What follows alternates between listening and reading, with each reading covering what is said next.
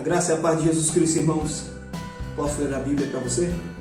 Continuaremos a nossa jornada pelo livro de Jó. Jó capítulo 9, do verso 14 ao 35.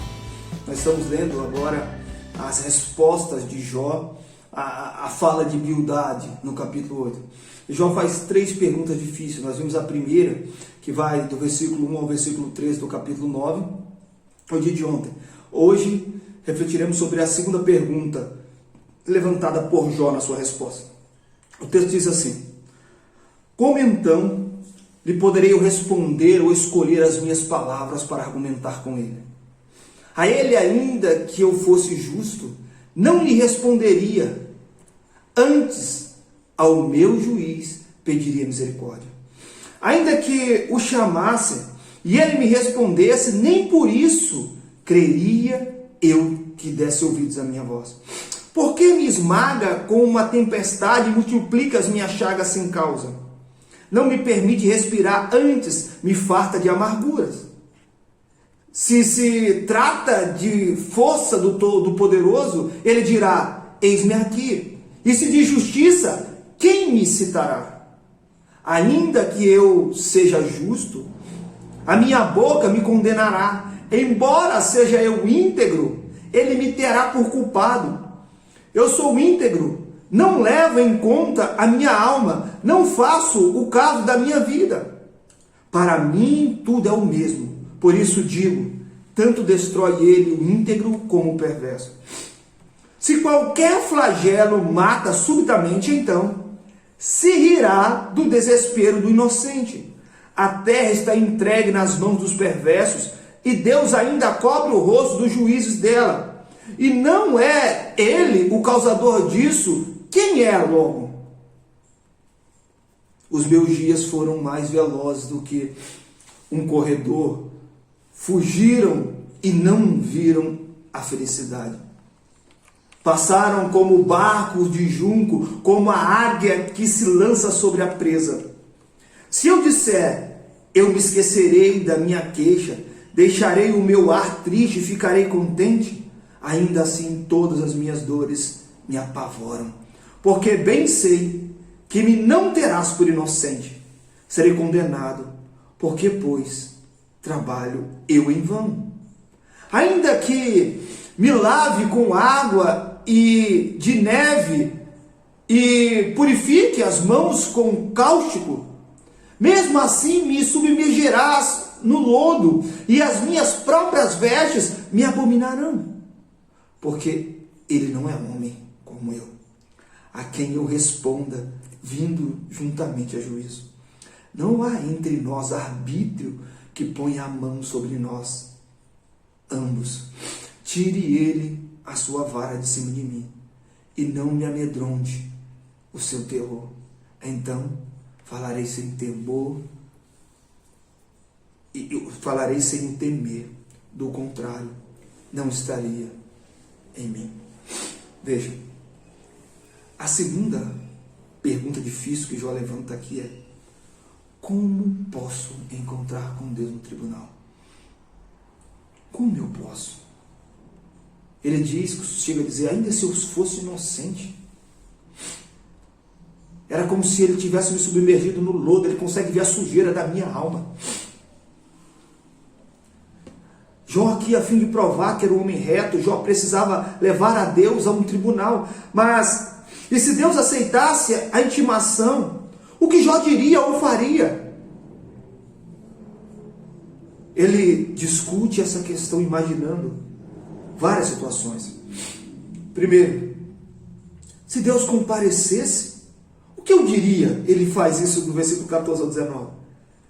De maneira que Jó poderia responder a um interrogatório de Deus, acaso poderia? Como é possível arrazoar com Deus ou se defender diante dele? Se Deus respondesse, Jó não acreditaria que era a sua voz. E se Jó disse algo errado, Deus o afligiria ainda mais. Quando por fim Jó se encontrou com Deus, lá do 38 ao 41, o Senhor lhe fez 77 perguntas. E Jó não conseguiu responder a nenhuma. Sua única resposta foi admitir sua ignorância e se calar. Então veja, ele pergunta: se Deus comparecesse diante do tribunal, eu e ele, o que eu podia dizer? Nada. Um outro questionamento diante disso que ele faz, quando ele conclama desse questionário para dizer como eu encontraria Deus diante do tribunal, quando ele se pergunta, uma das coisas que ele levanta é: o que eu faria se pudesse declarar a minha inocência? Isso ele faz do versículo 20 ao 24. Porque ele vê que de modo algum isso garantiria que Deus libertaria Jó. Por quê? Porque não havia inocência. Porque ainda que ele declarasse a sua retidão, Deus o apresentaria como alguém que foi mergulhado no lodo. E ele, pensando nessa hipótese, dizendo: e se Deus apresentar diante de mim diante do tribunal, o que eu diria? Uma das coisas que ele levanta também é: de que adiantará tentar ser feliz? Jó estava convicto de que Deus estava contra ele, e de que qualquer passo que ele desse aqui na terra seria anulado pelo céu. O réu pode sorrir e aparentar coragem quando está no tribunal, mas isso não impede o juiz de declarar o culpado, como Deus o faria com Jó. Então que Jó reconhece a sua culpabilidade.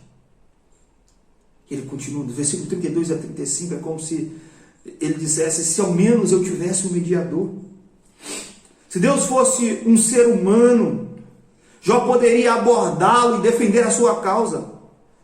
Ou se houvesse um arbítrio, se eu fosse livre pelo menos, para me defender diante do tribunal de Deus. Entre Deus e Jó, Deus poderia remover a sua vara de julgamento e unir Jó e Deus. Mas Deus não é um homem, e não haveria mediador algum para Jó. O que é que se apresenta aqui, irmãos? O que Deus está tratando com Jó é o seguinte: veja, a perspectiva que Deus traz é o seguinte, que Jó traz é o seguinte: que se eu me apresentasse no tribunal, se Deus se apresentasse comigo, eu era culpado, é verdade, eu não teria como eu me inocentar, porque eu sou culpado. Ainda que eu me declarasse inocente, eu seria culpado. Não acharia felicidade para mim, que tudo o que eu alcançaria seria amargura e condenação, porque realmente eu sou culpado. E ele reconhece que não há arbítrio entre ele e Deus, não há liberdade, porque a soberania é toda de Deus. Jó conclama, dizendo: e se houvesse arbítrio? Mas ele conclui que nem se houvesse arbítrio, porque Deus não é homem. Ele vê a necessidade de um mediador. Jó enxerga que há necessidade de um mediador. Irmãos, nós devemos enxergar. Se nós reconhecemos a nossa culpa, se nós reconhecemos quem nós somos, a separação que é entre nós e Deus, nós reconheceremos a necessidade que temos de um mediador. Quem é esse mediador?